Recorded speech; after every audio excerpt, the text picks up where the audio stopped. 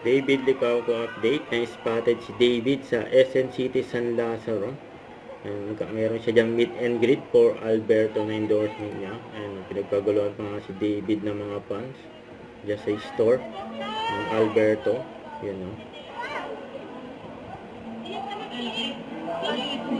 Ayan si David.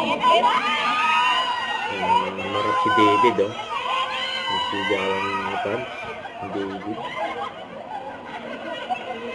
Sabihan ng mga bata ko na mag-aral silang mabuti. Mga bata mag-aral kayo na mabuti, magtagi. Mag-aral ng mga mabuti, sabi ni David. So, just finished the workout, and now... Saka, lutalay po. Correct?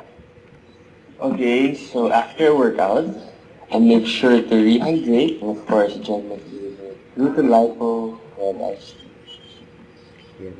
So if you are looking for a drink, refreshing, maraming benefits, try it.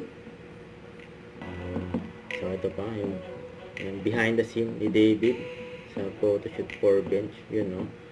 Yung abang gentle rain. So, into the haze. Yan, dahil mga kumulan ng blessing si David, eh.